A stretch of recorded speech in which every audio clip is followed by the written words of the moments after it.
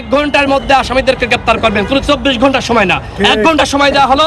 1 ঘন্টার মধ্যে যদি গ্রেপ্তার না করেন, এর প্রেক্ষিতে কোনো সংঘর্ষ বাঁধলে তার দায় এই পুলিশকে নিতে। যদি এখন বলেন যে ভাই কারণ দেখতে হবে, খতিয়ে দেখতে হবে, এটা তো সময় আপনি বললেন যে তাকে ধরেন, আমাকে তো তাকে ধরার একটা লিগ্যাল গ্রাউন্ড এই যে ছবি, এই ছবি থাকার পরেও সাংবাদিক বাইরে দেখেন, এই ছবি আর ভিডিও থাকার পরে যদি আপনার লিগ্যাল গ্রাউন্ড লাগে, তাহলে তো ওই হাসিনার আমলের ওই পুলিশ এখানে তো হবে না। কথা বলবেন না, এখানে আমি কথা বলতেছি, আমরা তান্ত্রিক কথা বলবো। আপনি কথা বলেন কেন? আপনার কথা বলতে বলছে কেউ? হাসিনার আমলে যা হয়েছে ওই ধরনের পুলিশ আমরা চাই না।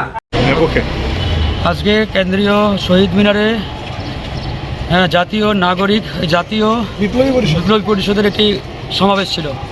সেখানে আমাকে অন্তর্বর্তীকালীন সরকার, আচ্ছা ভাইরা, আমরা কি অন্তর্বর্তীকালীন সরকার চেয়েছিলাম? খুনি হাসিনা পালিয়ে যাওয়ার পরে ক্যান্টনমেন্টের বৈঠকে যে সকল রাজনৈতিক নেতা উপস্থিত ছিলেন, তারাই মূলত দায়ী এই বিপ্লবী সরকার গঠন না হওয়ার পিছনে। সংবিধান খুনি আসসালামু আলাইকুম প্রিয় দর্শক শ্রোতা। গণ অধিকার পরিষদের নেতা ফারুক হাসান মার খেয়েছেন। কি কারণে মার খেলেন?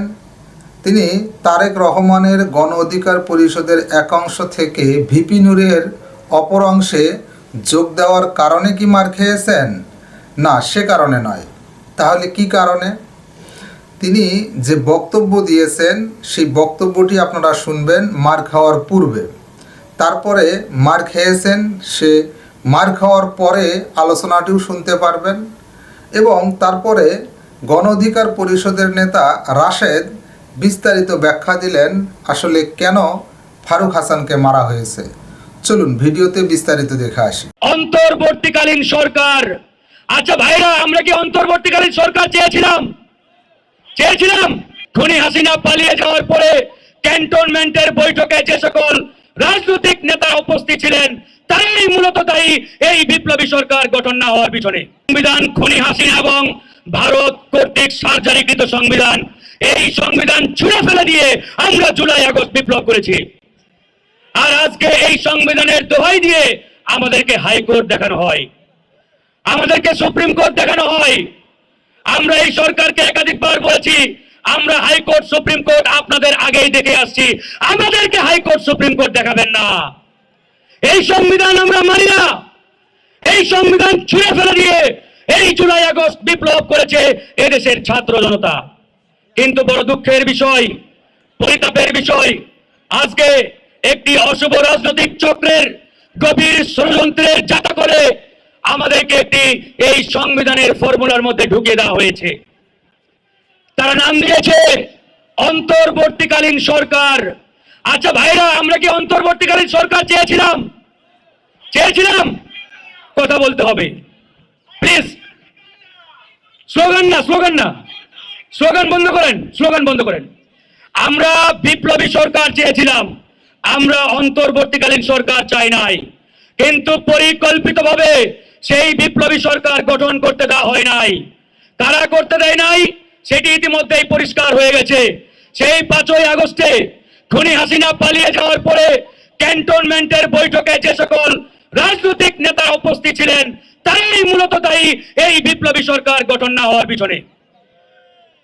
সেখানে যখন অন্তর্বর্তীকালীন সরকারের ফর্মুলা থ্রো করা হলো, এই রাজনৈতিক নেতৃবৃন্দ তারা কেন বললেন না আমাদেরকে একটু সময় দেন, আমরা ভেবে দেখি, আমরা একটু আলোচনা করি? তারা বিন্দু পরিমাণ চিন্তা না করে তড়িৎ গতিতে জিওজুর বলে মেনে নিলেন। তারপরে আর্মির গাড়িতে করে তাদের নিয়ে আসা হলো রয়ের হেডকোয়ার্টার বঙ্গভবনে এনে সেই রয়ের রাষ্ট্রপতি, র কর্তৃক গ্রিন সিগন্যাল প্রাপ্ত প্রেসিডেন্ট শাহাবুদ্দিন চপ্পুর দরবারে হাজির হয়ে বলা হলো, মাননীয় মহামান্য প্রেসিডেন্ট, আমরা এরকম একটি অন্তর্বর্তীকালীন সরকার করতে চাই, আপনি কি বলেন?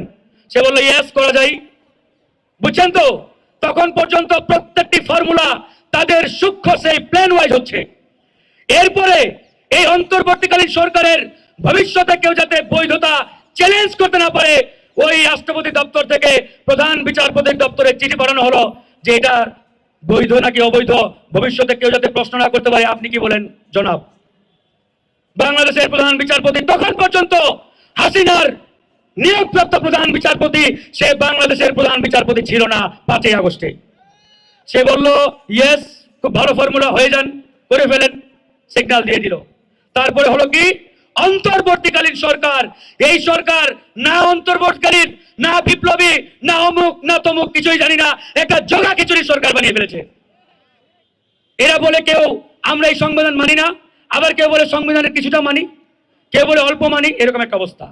তাই বন্ধুগণ, আজকে তাদের যে পরিষ্কার দাবি, এই সংবিধান আমরা মানি না, এই সংবিধান ফেলে দিয়ে নতুন সংবিধান প্রণয়ন করতে হবে। এই জায়গায় আমরা কোনো আপোষ করব না, এই জায়গায় আপোষ করার কোনো সুযোগ নেই।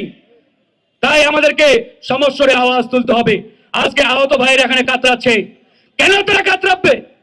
4 মাস হয়ে গেল, আপনি এখনো তাদেরকে পুনর্বাসন করতে পারেন নাই, তাদের সুচিকিৎসার ব্যবস্থা করতে পারেন নাই।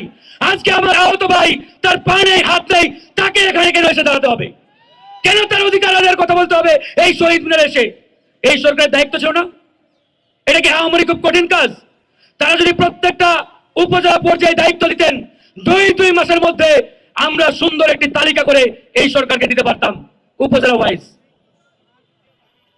কঠিন কাজ নয়, কিন্তু তাদের সেই মানসিকতার অভাব, চিন্তার অভাব, তাদের প্রতি তাদের দরদ নেই, ভালোবাসা নেই। সেই জায়গা থেকে আজকে আমাদের এই আহত ভাইরা এখানে হাহাকার করছে।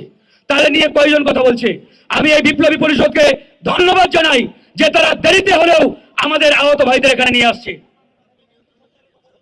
এই হচ্ছে অবস্থা। যাই হোক, আমরা আর বিতর্ক বাড়াতে চাই না। আমরা একটা কথাই বলতে চাই, আমাদের যে সকল ভাইরা আহত আছেন তাদেরকে অনতি বিলম্বে পুনর্বাসনের ব্যবস্থা করতে হবে এবং যথাযথ প্রক্রিয়ার মাধ্যমে তাদেরকে সম্মান আমরা দিতে চাই। সেই বিষয়টি আমরা পরিষ্কারভাবে স্পষ্ট করে জানিয়ে দিচ্ছি। 1 ঘন্টার মধ্যে আসামিদেরকে গ্রেপ্তার করবেন, কোনো 24 ঘন্টা সময় না, 1 ঘন্টা সময় দেওয়া হলো।